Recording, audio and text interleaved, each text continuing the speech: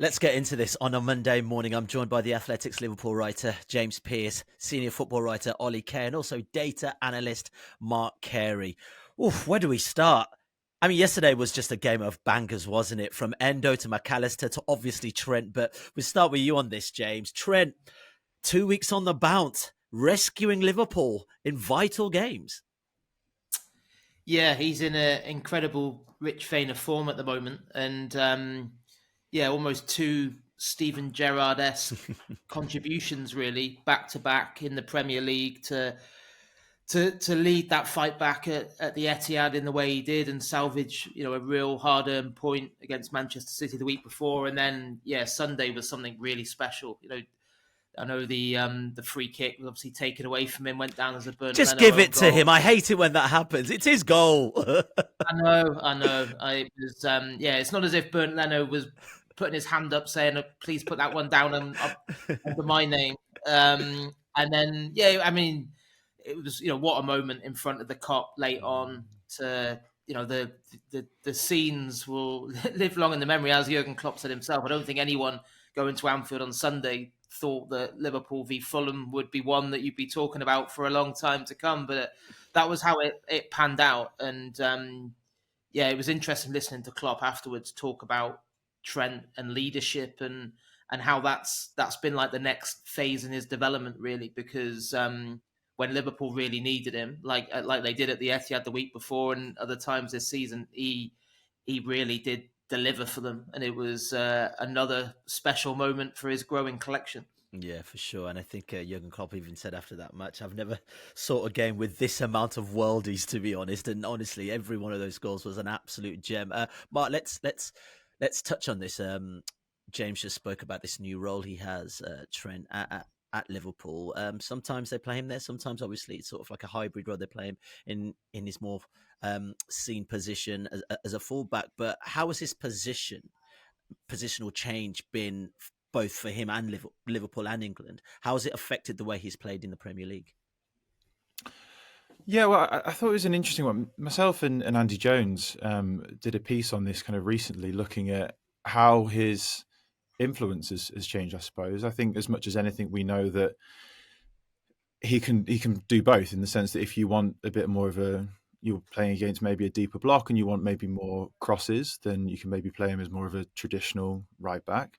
If you want maybe sort of more deep progression, then you can have him in a more central position. I think that he's now proven there's not much doubt that he can play in either position. I thought it's interesting to kind of look at it from a data perspective. That's my role. That's my job to do so. And Get in there, crunch the numbers. exactly. And I think that, it makes sense that his actual chance creation, his expected assists, which is the XG, the expected goals value of the shot that is assisted, is actually down on previous seasons, on recent seasons, because he's obviously playing from a more deeper position. He's the one who's maybe starting the ball progression earlier in the attacking sequence than necessarily being the one to get on the end of it and play those sort of simple, balls across to the 6-yard box to be tapped in. And I think that the question that we asked within the piece a couple of weeks ago was, where do you want your best player, your most creative passer within that attacking sequence chain? And I don't know what the answer is. Maybe it is horses for courses, depends on the opposition. But I think it's a pertinent question to ask, to say that, do you want someone like Trent starting off that build up, that ball progression, and maybe being the one to punch the ball into the half space for Dominic Szoboszlai to pass it to Salah, who'll cross it in for Nunez to finish? He's still key within that attacking sequence. Or do you want him, as knowing that he can put a ball on a sixpence, to be the one to play that ball into the 6-yard box or cross it for Nunez to finish, and to know that he has that creative ability to put it anywhere? So, as I said, I think it depends, but I think it is an interesting question to ask, given how we know how creative he's been and how amazing his assists have been in years gone by. I think it's interesting from a tactical perspective to see how that's changed. And as I say, within this piece, we show that what was his most common sort of medium to long range pass in before his role change since the start of last season was that kind of right half space ball to the back post. That's now his 6th most common pass since his role change, which again shows that he's not the one at the end of the sequence. He's far early on, and that's what we're seeing more commonly. And we saw it again on Saturday, on Sunday, I should say. But then he's also getting on the end of these attacking sequences as well, from more central positions, having more shots rather than necessarily being the one to create as well. Yeah, for sure, Ollie. We'll come back to this sort of hybrid role in just a second, but there's this really interesting resilience about Liverpool at the moment. Not obviously playing spectacularly all the time, but seem to be grinding out some really good results at this moment in time.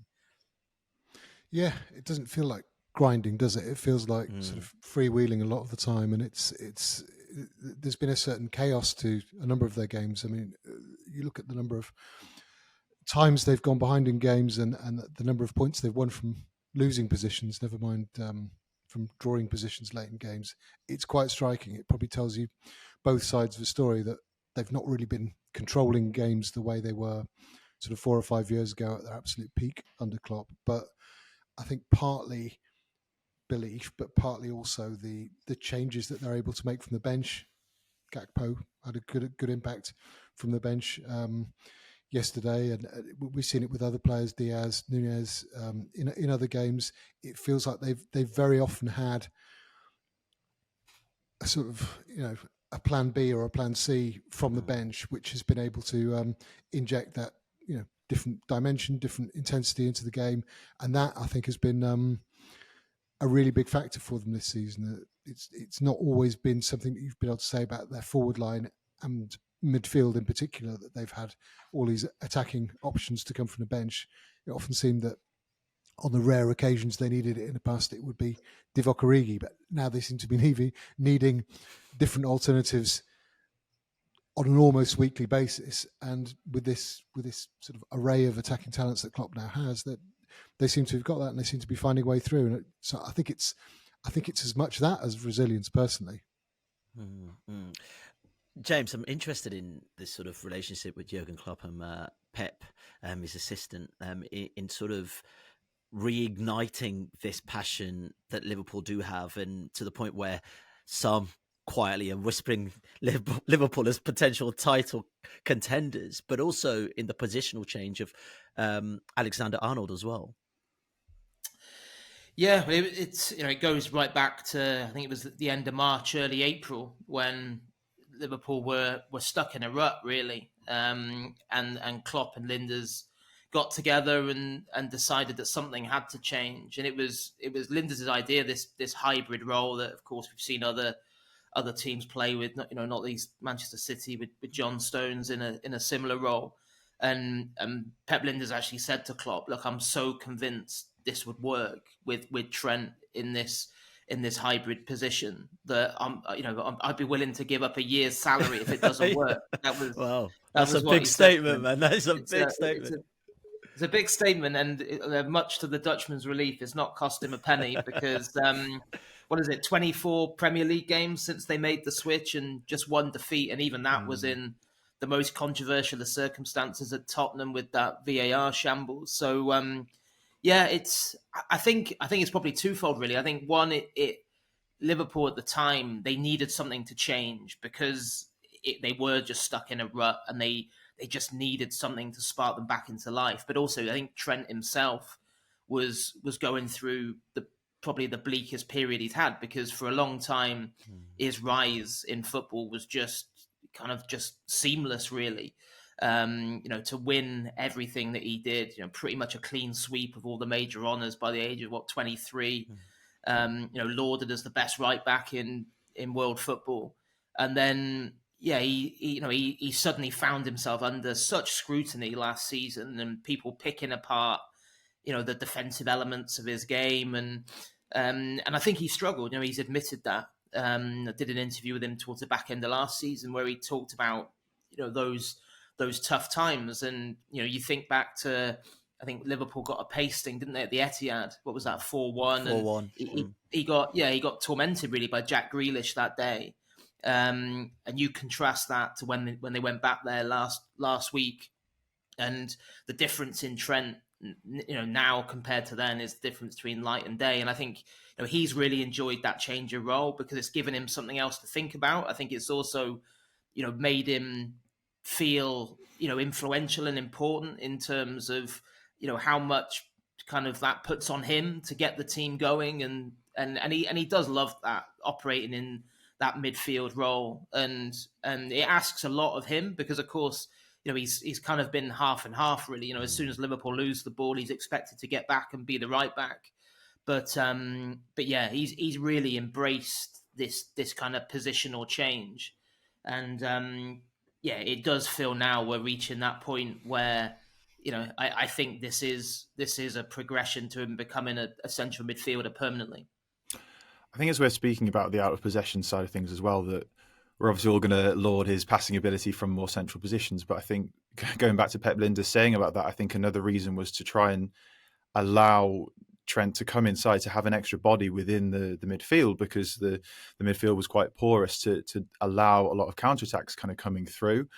So if they did lose it, they'd have an extra body to be able to stop the counterattack. Now, again, I've obviously looked into the numbers on this, and Liverpool are still quite vulnerable to the counterattack. This season has become, with some of the signings that they've made, really high octane, really transitional, and they've really benefited from that from an attacking perspective. So the numbers here show that Liverpool have had the most direct attacks, which is an Opta-defined metric. Let's just say it's a proxy for counter-attacking, so I won't get too much into the specifics. But they've had the most direct attacks, 59 in the Premier League this season.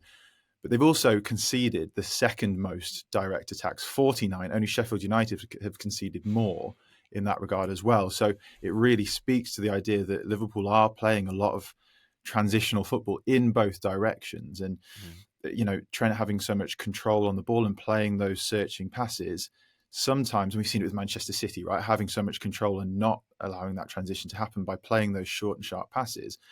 I guess what I'm saying is having Trent looking to play those creative passes from central positions does mean that the ball then can come back the other way quite quickly as well.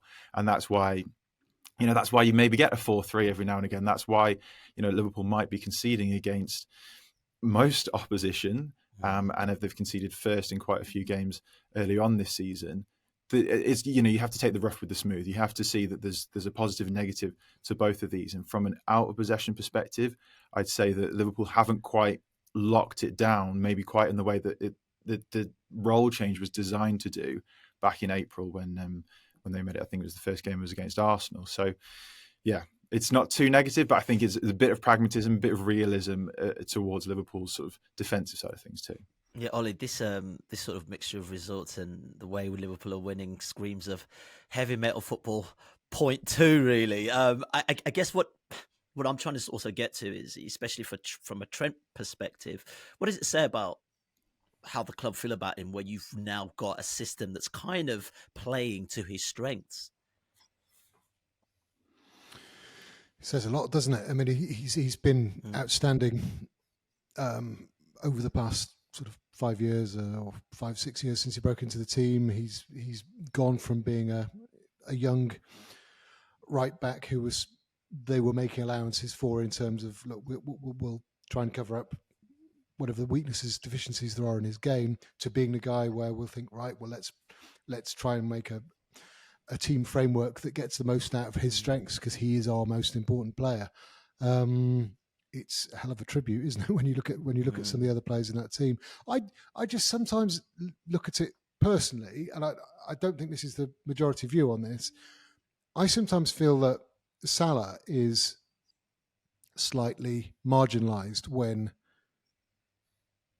Alexander-Arnold is moving inside, and this is often from the, as a starting position as a right back and moving into that hybrid role in midfield, moving more centrally. We saw it sort of even 2 years ago. This has been a gradual thing, and it's probably pushed Salah wider because he's the guy who has to really provide the width in this new setup. And I think that's even more so if the more Trent moves inside. So I do think there are probably, people will look at Salah's stats and say, look, they're still amazing in terms of goal contributions, assists, shots, etc. But I feel that it sometimes can take something away from other players, and I'm not totally sold on the idea of him as a midfielder. I don't think Alexander-Arnold being at right back was the problem with Liverpool last season. I think the problem was the midfield, and then it sort of snowballed into other issues from there. So I'm a bit sceptical about the whole thing personally. I could see it working, but I don't think the previous system wasn't working. I think there was still a great balance to the team with him at right back, and I think it just I'm sure we'll get onto this, but I feel when you look at Liverpool's squad, and I don't think they've really got. I mean, they've got Joe Gomez who sometimes fills in at right back, but I don't think they've got the range of alternatives at right back that would make it easy to put him into midfield full time. And I don't think, whereas England, and we will get onto this, England, it feels they've got this abundance of riches at right back and a real vacancy in midfield. And so I feel like what's right for Liverpool might not be what's right for England, and vice versa. So I'm slightly torn on it. What are your thoughts on that, James? Do you think Trent in this sort of advanced role takes certain players out of the game, or doesn't allow them to play as fluidly as they would?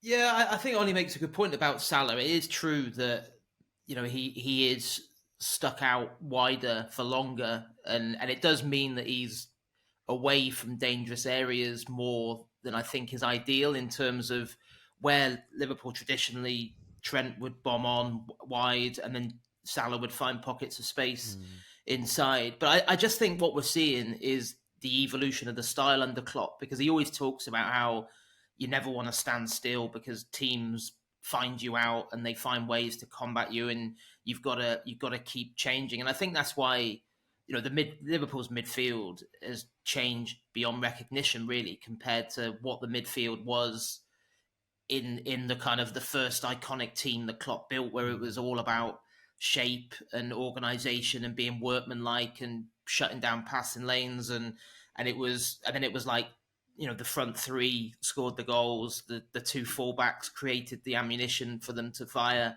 and that was the blueprint. And I think what we're seeing now is a much more kind of pleasing on the eye, more progressive, more exciting midfield, where Liverpool now attack teams a lot more centrally. They're a lot less reliant on those wide areas. So I just see that's why I think where we're heading is Trent to become a centre midfielder permanently, because I just think that he is the epitome. If that's the way you want to go, then you want your best passer, your best creative force in those central areas to dictate proceedings like he's shown he can.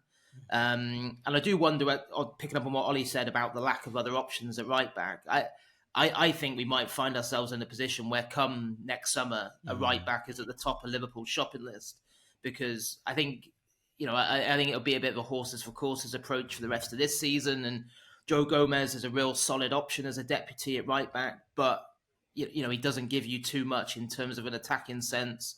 They've got young Connor Bradley, who, a Northern Ireland international that they've got real high hopes for.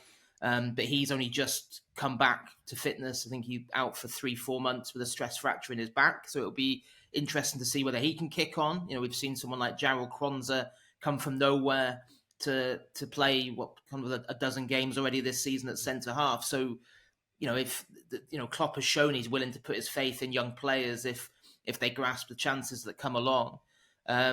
So yeah, it is interesting, but I do think, I think Trent there fits with how Klopp now sees this team playing in terms of style.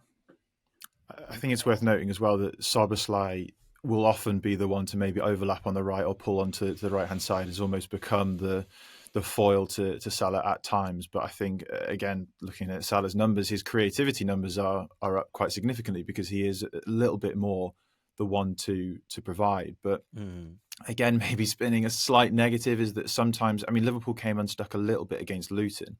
And I think a reason why was that Luton kind of sat in. They had a strong back five, left no spaces. And typically against a deep block, you have to go round the block. You have to get the ball into wide areas, maybe cross it, which is Liverpool 1.0. That is perfect for them. That is exactly what they kind of have their strength in. And they didn't quite do it quite in the same way. And Again, looking at the numbers, their crosses, open play crosses per 90 this season, 10.7 per 90, whereas in the previous 3 seasons, it didn't fall below 15 occasions per 90 in terms of their open play crosses. So it's really clear that they're playing more centrally, as James says, but on occasions where teams will maybe sit off them and against elite sides, you're more likely to get that sort of deeper block.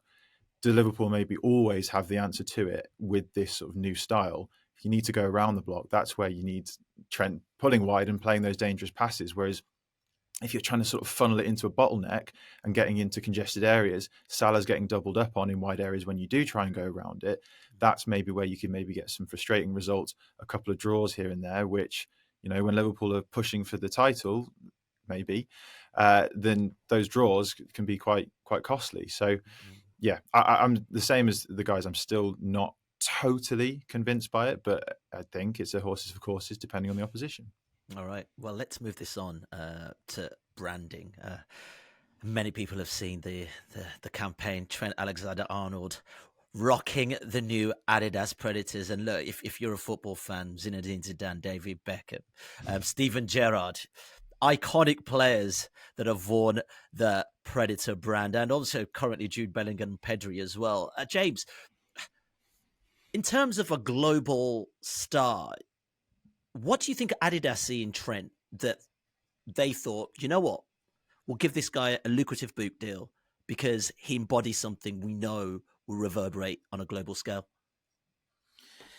Yeah, I think, the biggest thing undoubtedly is talent, and the fact that he's been doing it now at such a high level for so long for one of the biggest clubs in the world. And I think when you throw into the mix as well that, he's now a much more kind of prominent figure in that Liverpool team as well, vice captain, deputising as the captain when Van Dijk isn't out there.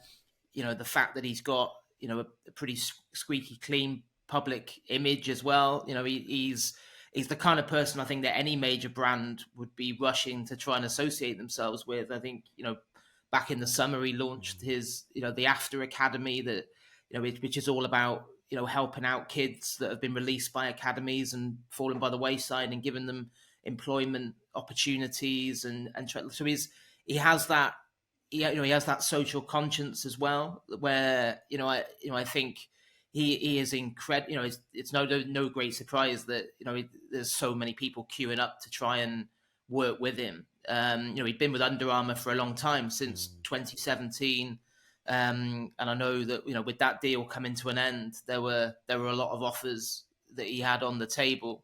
Red Bull is another one of his partners where, he's been pictured with the Red Bull Formula One racing team. And, I think, he was over at some big fashion launch in Paris for Louis Vuitton. And, with, I think, Jay-Z and Beyonce were at the same event. And that this is the kind of table that he's at now in terms of his profile. And I think also if you're Adidas, you're looking at it, and he's still only 25. I mean, it's crazy to think of it. I mean, in fact, watching the game against Fulham, I was thinking, well, I remember watching Trent and Harry Wilson playing in the same youth team when they were 16, 17. And when you think, what Trent has achieved at an age where, usually you'd say, well, a 25-year-old nowhere near their peak. They're still learning their trade. And so, yeah, it's no great surprise that what he's producing on the pitch is reverberating off it in terms of, these big money offers coming at his feet. Yeah, Oli, Louis Vuitton, Jay-Z, Beyonce. Sounds like a weekend for you, really. But real talk. Real talk, though. Like, I mean, homegrown. You can see it. The similarity with Steven Gerrard. Now he's in that midfield. Gerrard also wore the Adidas Predator boots as well. I mean, there's a real statement here that this is, that Scouse lad who's playing for his boyhood club. And actually, there's something really delicious about that, especially when he's performing on such great form. Yeah, there's another dimension to it, which I think is interesting, which is when you go back to the 2000s and that sort of golden generation England team, and you look at people like Steven Gerrard and Ashley Cole and John Terry, Rio Ferdinand, Wayne Rooney, David Beckham, Paul Scholes, etc. They were generally disliked by rival fans. And I don't know whether that's just something about the rivalries at the time and they were so intense. And with a lot of them these days, I mean, Harry Kane, Jude Bellingham is in a different position again because he's playing in playing Real Madrid, and he's away from the sort of toxicity of the Premier League rivalries. But Trent Alexander-Arnold, to me, is not somebody that rival fans particularly dislike. I think they see something they like in him, and they see, and I think it's true of this generation of players generally. I think a lot of them, they conduct themselves really well. Marcus Rashford is another who's had great praise for the way he's handled himself off the pitch, and he's now getting a lot of criticism because of the way he's performing on the pitch, which is a different matter. But to me, Trent is one of those that is a guy who, yes, he's probably, he plays for Liverpool and he's Liverpool's vice captain and he's increasingly the face of Liverpool. But I don't think he would turn off rival fans the way Steven Gerrard did, and the way John Terry and Frank Lampard sometimes turned people off if they didn't like Chelsea, or Wayne Rooney turned people off if they didn't like Man United. I don't know whether it's an image thing, whether it's really conscious, whether it's marketing, or it's just, I don't know, maybe it's social media, something like that. But it's, to me, Trent is one of those, yes, that doesn't really attract any real animosity. I couldn't tell you much about his private life. He's not plastered over the front pages. I don't know who he's going out with or whether he is at all. Maybe that tells you more about my interests, but it's not. He's just admired for his football and admired as as an increasingly rare local lad made good, and everyone could see he's conducts himself the right way and never seems to be in trouble off the pitch. He's really impressive. As are, by the way, the guys I mentioned, Steven Gerrard, Frank Lampard, etc., really great ambassadors for their clubs, their cities, but they just seem to attract this sort of hostility from rival fans, and this generation seem to be strangely above that. It's impressive. Mark, I want to bring you in here because I just want to finish this section really talking about Liverpool in general. And we sort of said it at the top, sort of whisper it quietly, title challenges. The only team really, I mean, some might say Arsenal did to a certain degree, but have really gone toe to toe with Manchester City over the last few years. How realistic is that title challenge this season? I mean, very realistic. I think that, if you can stay in and amongst it until, spring of next year, then it's absolutely realistic. I think, well, given the nature of my role, I think I kind of cut through all of the excitement, the narrative, and bring everyone right back down. Oh, man, what are you doing? Come on, give us some news, man. Give us some good news. It's more kind of the thought that it is still just over 1/3 of the season gone. And I think that, I've listened to a few other kind of platforms, radio phone-ins and things like that saying, we're definitely going to win the league. And that could be for Arsenal, Man City, Liverpool, whoever. Just over 1/3 of the season gone. I think we all need to just kind of take a bit of stock. Things can swing so quickly. And I think, the pack will not shuffle too much. I think you'll still get the overall structure of the league in terms of the broader picture. But right at that top, then, a difference between a draw in the final few games of the season can really, a draw and a win, I should say, could really change things. But I think that Liverpool have got the ability to stay in and amongst it. I think one thing I would say is that I always like to look at the underlying numbers, of course, and I look at the expected goals difference, which is a really good proxy of kind of at this stage of the season, rather than looking at points, looking to see what the quality of chances that a team has created and conceded, and obviously the difference between the two, to give a broader indication of where they sit within the league. At the moment, per 90 minutes, Liverpool have the fourth best expected goal difference. And I think that it's more to do with that defensive vulnerability more so than their attacking firepower. We've spoken about how strong they are going forward. That's undeniable. But that transitional style can leave you open at times. And as I say, we've seen that already. The numbers show it as well. So if they can lock things up a little bit, from a defensive perspective. And that's not to say it's the defenders themselves who are sort of poor here. I think it's the out of possession probably is a broader sense to say that they need to maybe shut down counterattacks or shut down the opposition higher up or at source. But I think if Liverpool are going to continue to mount a title challenge, it'll be more of the out of possession things that need to tighten up. But yeah, they've got as good a chance as Arsenal, potentially Manchester City, even though we know how they turn things on in the new year. But yeah, I think they'll be right up there by April, May. All right. Well, I want to move this Am I forward. am I right in saying, Mark, that yeah, please go. sorry, am I right in saying, Mark, that in terms of that expected goal difference, Liverpool are sort of outperforming theirs in both at both ends of the pitch, and for example, you've got Chelsea underperforming theirs at both ends of the pitch. So, in terms, I mean, yes, it can reflect, underlying issues, but if Liverpool's goalkeeper, maybe not yesterday, but Liverpool's goalkeeper and their forward line excel at sort of performing better than the average, that's something that's got to be very encouraging for them, has it not?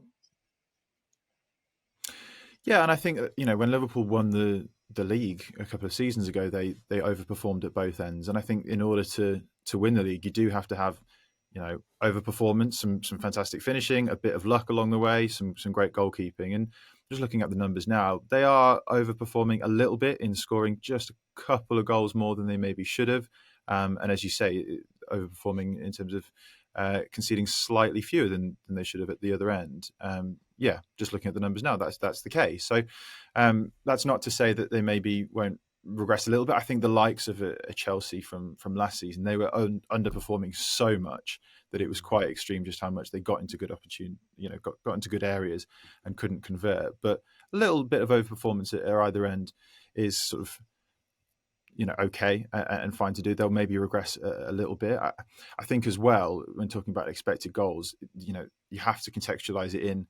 If Liverpool are going behind, as they had done quite frequently at the start of the season, then the onus is on them to then go and attack more and get back into the game before they can then go on and win it. So there's a bit of context to add to it as well, that maybe the reason their expected goal difference is a little bit higher is because they are forced to create chances to at least get back into the game. So but that's the case for all the teams as well, and that's why you have to take these underlying numbers with the context that it requires and deserves. But overall, the numbers do look strong, and as I say, there or thereabouts with the current sides looking to push for a title win. But ask me again in a few months, and we'll see again. Do you know what? I'm going to ask you again in a few months. We're going to make sure that happens, and make sure you don't sit on the fence again on that one. All right, let's move on. Let's look at Trent as part of this England setup, and you spoke about it earlier, Oli. Previously struggled to break into Gareth Southgate's team on a regular basis. Went to Russia, went to Qatar, but didn't play so much. But now has been listed as a midfielder in recent squads by Gareth Southgate. Considering how congested, I guess, that those defensive positions are, Oli, is that the best fit for him in this current squad if he wants to break into this squad? Yeah, I think in terms of England, it is. I think England's squad is very different to Liverpool's in terms of where the strengths of that squad are. I mean, I mentioned the abundance of riches that they have at right back, and Kyle Walker, who's been outstanding as well, seems to be getting better. Reece James, Kieran Trippier, even Tino Livramento is sort of emerging. Aaron Wan-Bissaka, etc., etc.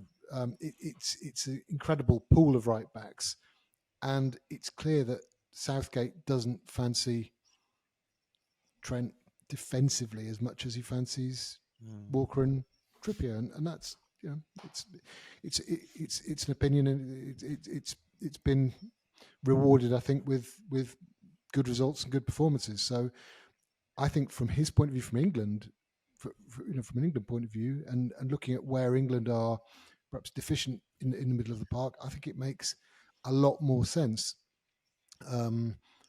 for England. I think it looks like a fairly straightforward decision, whereas I think it's just that little bit more difficult with Liverpool. What I don't like particularly is when it becomes this idea that like because something works for club, it has to work that way for country, or the other way around, because it works. Where Klopp is being urged to do it for England, this is what England need. You've got to play him in central midfield. I mean, that's not Klopp's priority at all, nor should it be.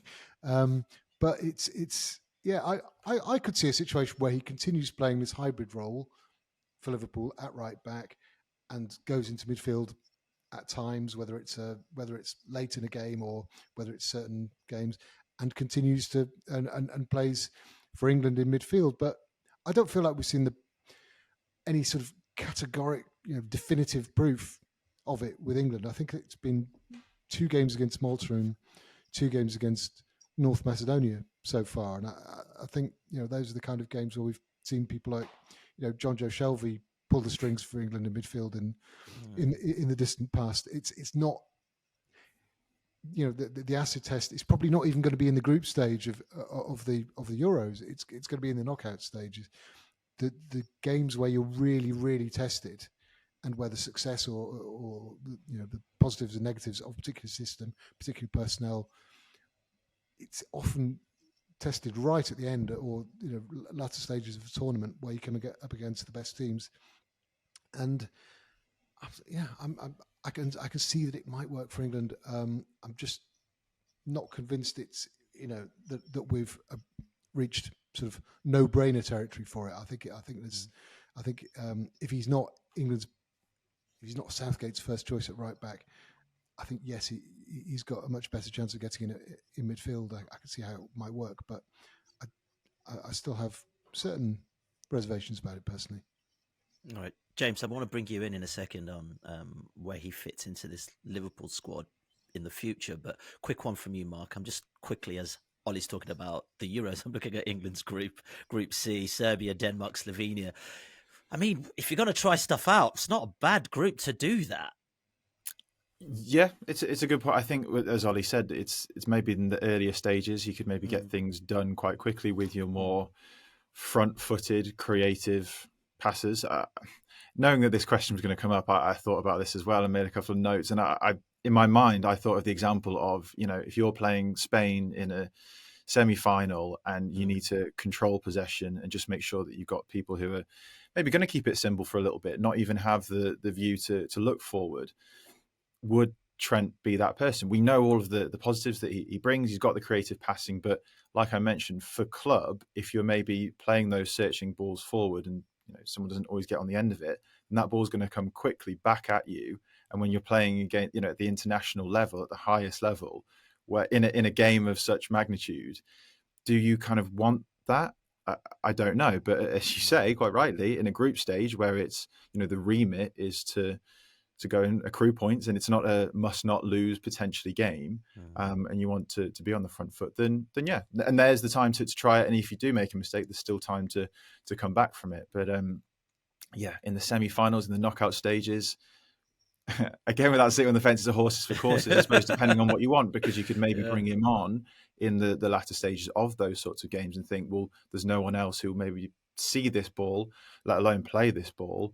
And then you can maybe obviously gain the advantage from it there. But to maybe start with Trent in midfield in a high profile game, which, as Ollie said, they're yet to do, England are yet to do. It's been against minnows of European football so far. So we're yet to find out whether he can do it at that stage. But as you say, at the group stage, yeah, why not try it? Yeah, James. Let's circle this back to Liverpool. Really, I was watching Match of the Day to a football highlight show here in the UK yesterday, and former Tottenham player Jermaine Jenas and Newcastle player was saying that now's the time to move him into midfield. We've seen it several times. Now's the time. But where does he sit? Number 6, number 8? What do you reckon? I think more of a 6. I think in where we've seen him step into in this hybrid role where he can get on the ball and dictate play and be the man that kind of kickstarts attacks rather than bombing into the penalty box as one of the 8s. I think it does feel like that is the way that things are heading at the moment. It's probably a bit too simplistic to just say, well, that's it, just make the change now, because as the guys said earlier, I think it does depend on the opposition. There's times when it makes sense for Trent to be wider, to use that skill set that he's got when it is very congested in the middle. But I just think you only have to look at him. And I was watching him play against Fulham, and there was one passage of play where he went out to the left hand side of the penalty box and received the ball off Kelleher, and just the unbelievable belief and enjoyment you can see that he gets from being able to dictate things. And he's 70 yards upfield, drifting past players, playing a 1-2 with Szoboszlai and creating an opportunity. And you just think, I think it clearly is where he sees his future.